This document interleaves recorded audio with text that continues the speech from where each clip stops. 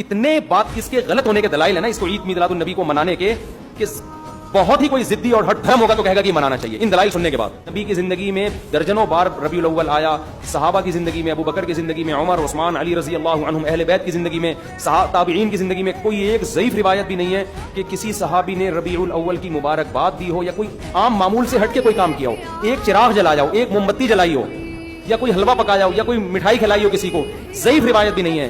اس تمام دلائل اس بات کا تقاضا کرتے ہیں کہ جو کچھ ربیع الاول میں ہم اور آپ کر رہے ہیں وہ اسلام کی تعلیمات نہیں ہے, وہ سراسر A to Z کیا ہے, بدعت ہے. ویسے بھی اگر یہ اسلامی تہوار ہوتا نا تو خوب سمجھ لو دنیا میں جتنے بھی مذاہب ہیں ان کا بیسیوں مسئلوں میں اختلاف ہوتا ہے, تہواروں میں ان کا اختلاف نہیں ہوتا. عیسائیوں میں جو لبرل عیسائی ہے نا وہ بھی کرسمس کے موقع پہ کرسمس مناتے ہیں, تہوار پوری قوم مناتی ہے. ہندوؤں کی جو ہولی کا دن ہے وہ پوری قوم کے لیے ہے کہ نہیں ہے. بیسیوں فرقے ہوں گے ہندوؤں کے, ہولی میں سب متفق ہیں. یہی وجہ ہے کہ مسلمانوں کے جتنے فرقے ہیں عید الفطر میں سب کیا ہیں, متفق. یکم شوال, بریلوی کیا, دیوبندی کیا, اہل حدیث کیا, شیعہ کیا, سنی کیا, جتنے فرقے ہیں سب کا اتفاق ہے بھائی تہوار کب ہوگا, یکم شوال کو. کیوں؟ تہواروں کے معاملے میں مذہب کنفیوژن نہیں چھوڑتا, کنفیوژن نہیں, کیونکہ نبی نے منایا نا تہوار, ساری دنیا نے دیکھا, تو وہی فرسٹ شوال کو منا رہے ہیں.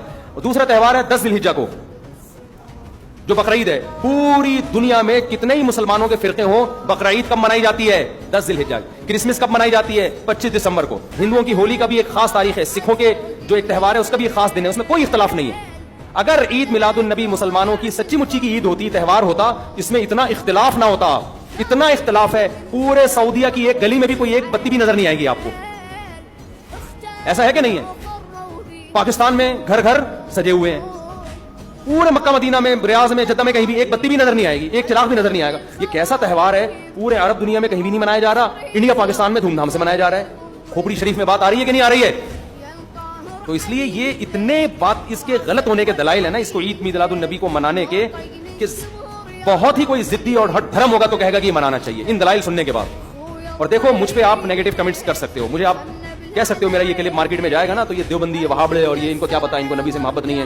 لیکن خدا کی قسم آپ جس خدا کو خوش کرنے کے لیے یہ کام کر رہے ہو نا اس خدا کو کوئی دھوکہ نہیں دے سکتا. قیامت کے دن آپ کو ان دلائل کا جواب اللہ کے سامنے دینا پڑے گا. ہمارے نبی نے فرمایا جب قیامت کے دن بہت سے لوگ جن کی صورتیں وہ ہوں گی جو میری امت کی صورت ہوتی ہے, وہ لوگ آئیں گے حوض کوثر پہ پانی پینے کے لیے, میں پلانا چاہوں گا, فرشتے ان کو ہٹائیں گے, میں کہوں گا یہ تو میرے امتی ہیں. کیوں؟ ان کے گیٹ اپ سے لگ رہا ہوگا. فرشتے کہیں گے نا نا نا نا, ان لوگوں نے آپ کے دنیا سے جانے کے بعد آپ کے دین میں نئی نئی چیزیں ایجاد کر لی تھی. تو فرشتے ہمارے نبی صلی اللہ علیہ وسلم کے دستے مبارک سے ان کو حوض کوثر کا پانی پینے نہیں دیں گے. اور حدیث میں بھی آتا ہے نبی صلی اللہ علیہ وسلم ان کو دھتکاریں گے. تو آپ نبی کے عشق میں وہ کام کر رہے ہو جس کی وجہ سے آپ نبی صلی اللہ علیہ وسلم